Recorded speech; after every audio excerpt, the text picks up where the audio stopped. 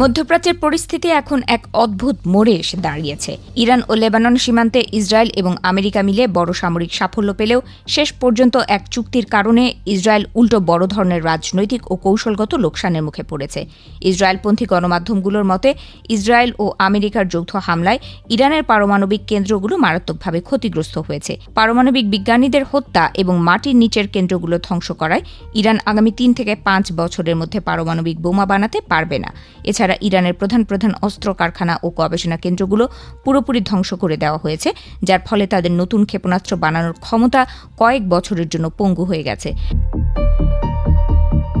পাশাপাশি লেবানন সীমান্তে ইরানের সহযোগী সংগঠনের 1/3 সেনা ও কমান্ডারকে মেরে ফেলা হয়েছে। এমনকি গ্যালিলি সীমান্তের কাছে তাদের তৈরি করা যুদ্ধ সুড়ঙ্গগুলো ধ্বংস করে ইসরায়েল নিজের সীমান্তকে অনেকটাই নিরাপদ করেছে।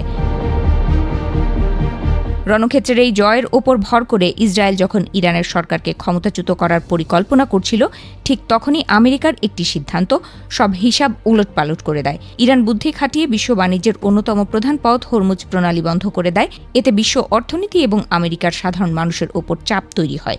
আমেরিকার সামনে তখন মধ্যবর্তী নির্বাচন, তাই নিজের রাজনৈতিক ক্ষমতা টিকিয়ে রাখতে এবং আরব মিত্রদের ক্ষোভ শান্ত করতে মার্কিন প্রেসিডেন্ট ডোনাল্ড ট্রাম্প তড়িঘড়ি করে ইরানের সাথে একটি সমঝোতা চুক্তি স্বাক্ষর করেন। ট্রাম্পের এই চুক্তির ফলে ইরান বড় বাঁচা বেঁচে গেছে। তারা এখন জব্দ হওয়া টাকা ফেরত পাবে এবং আন্তর্জাতিক নিষেধাজ্ঞা থেকে মুক্তি পাবে। সবচেয়ে বড় ক্ষতি হয়েছে ইসরায়েলের।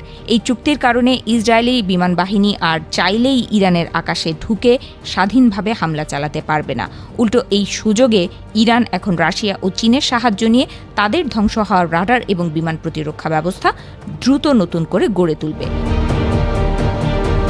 একইভাবে লেবাননেও ইসরায়েলের হাত পা বেঁধে দেওয়া হয়েছে। হিজবুল্লাহকে পুরোপুরি শেষ না করতেই যুদ্ধ থামিয়ে দেওয়ায় ইসরায়েল সেখানে নতুন কোনো বড় অভিযান চালাতে পারছে না। ফলে লেবাননে থাকা হাজার হাজার ইসরায়েলি সেনা এখন হিজবুল্লাহর গেরিলা ও ড্রোন হামলার সহজ টার্গেটে পরিণত হয়েছে। বিশ্লেষকদের মতে এই ইরান যুদ্ধ আসলে শেষ হয়েও শেষ হয়নি। আমেরিকা ও ইসরায়েল কিছু বড় ক্ষতি করতে পারলেও ইরানকে পুরোপুরি দুর্বল করা যায়নি। ট্রাম্পের এই চুক্তির কারণে মধ্যপ্রাচ্যে এই মুহূর্তে সাময়িক শান্তি দেখা গেলেও ভেতরে ভেতরে নতুন করে বড় কোনো যুদ্ধের আগুন জ্বলে ওঠার ঝুঁকি পুরোপুরি বহাল রয়েছে।